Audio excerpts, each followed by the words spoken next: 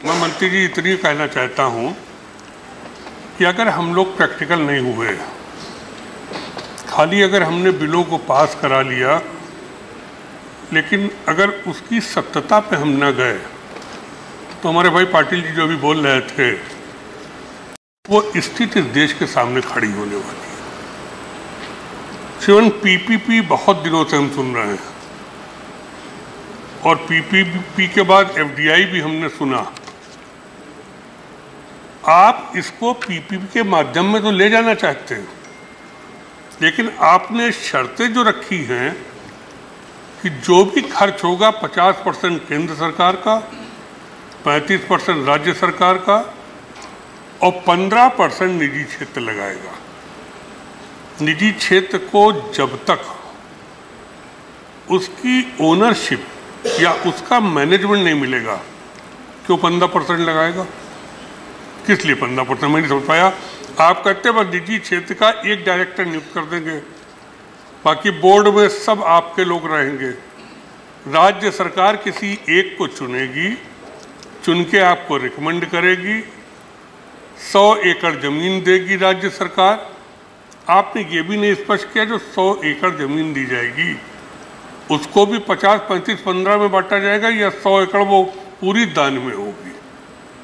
क्योंकि आप जो कह रहे हैं, आज दुर्भाग्य है इतने वर्षों के बाद भी विश्व में हमारे देश की कोई यूनिवर्सिटी, कोई इंस्टीट्यूट, आप आईआईटी कह रहे हैं हमारे देश का, बहुत ठीक है, आईआईटी देश के सर्वोच्च इंस्टीट्यूट माने गए हैं, लेकिन विश्व के अगर 100 यूनिवर्सिटी का नाम लिया जाए तो हमारा हिंदुस्तान की एक यूनिवर्सिटी नहीं, एक इंस्टीट्यूट नहीं हमारा। क्यों ऐसा कारण क्या? कभी हमने इस पर सोचा? आज आपको मालूम है इंजीनियरिंग की छात्र संख्या इतनी घटती चली जा रही। यूपी टेक्निकल यूनिवर्सिटी ने, यूपी में भी बहुत इंजीनियरिंग प्राइवेट कॉलेज हैं, टेक्निकल यूनिवर्सिटी ने भी जो एडमिशन के लिए जो एग्ज़ाम कराए, आप तो उत्तर प्रदेश के हैं, जितनी सीटें हैं उतने लड़के टेस्ट में नहीं बैठे, उतने लड़के टेस्ट, क्योंकि इंजीनियर पास करके जाता है, टूल टैक्स पर 5,000 रुपये की नौकरी कर रहा है।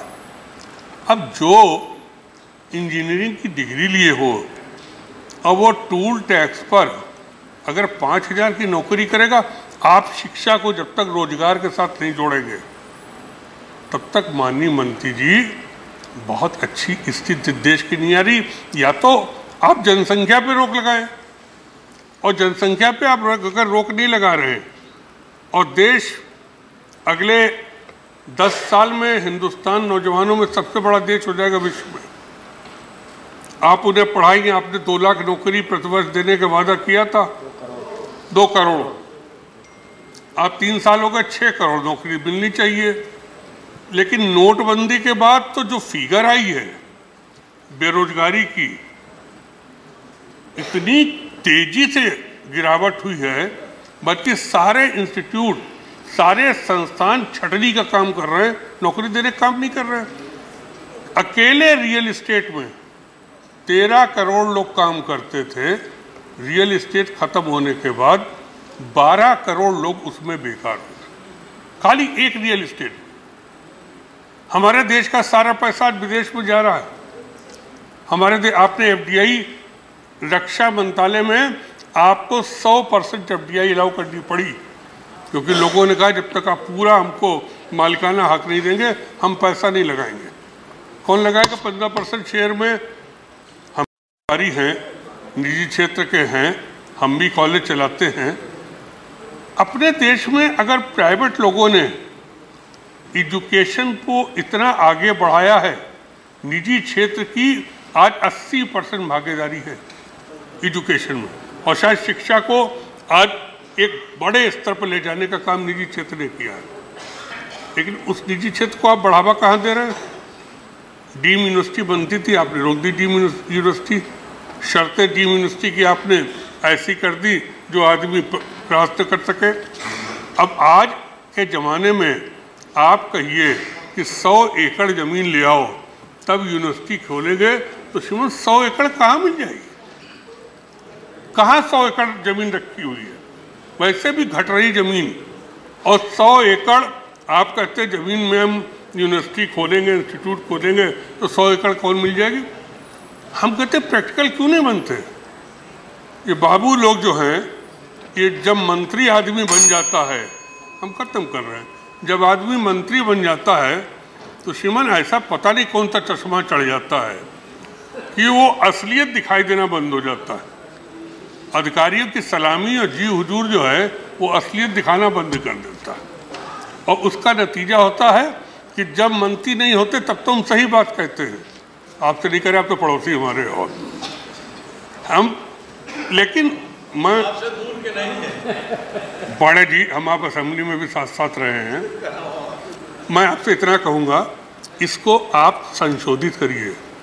आप 50, 35 और 15 के माध्यम से अगर पीपीपी को लाना चाहते हैं तो आप देख लीजिएगा, आपके एक भी इंस्टीट्यूट नहीं खुलेंगे। मैं तो इतना चाहूँगा, निजी क्षेत्र की भागीदारी में, अगर निजी क्षेत्र विश्व के टॉप यूनिवर्सिटी को हिंदुस्तान में कोलैबोरेशन में लाना चाहता है तो आप उस पर विचार करिए, और जब तक शिक्षा का स्तर नहीं बढ़ाएंगे हम विश्व में कहीं कंपटीशन में फेल ना हो जाएं। इन चीज़ों को ध्यान रख लीजिएगा। और मैं तो, जब प्राइवेट क्षेत्र खुद ही इतना इन्वेस्ट कर रहा है तो पीपीपी लाने की ज़रूरत क्या है? आप उनको ऑफर दीजिए, तो प्राइवेट क्षेत्र पूरा पैसा लगा दे, 15% की आप क्यों बात कर रहे हैं? आप क्वालिटी पे उनके प्रतिबंध लगाइए, अच्छी क्वालिटी दीजिए और अच्छी एजुकेशन आपको मिलेगी। मैं इसे पास करने में मुझे कोई आपत्ति नहीं है, लेकिन मैं चाहूँगा आप फिर से ठंडे मन से इसको सोचिएगा, और निजी क्षेत्र को आप तमाम अगर मानक बनाकर उस निजी क्षेत्र की भागीदारी से फ़ायदा उठाना चाहेंगे तो निश्चित आपको फ़ायदा होगा। बहुत बहुत धन्यवाद।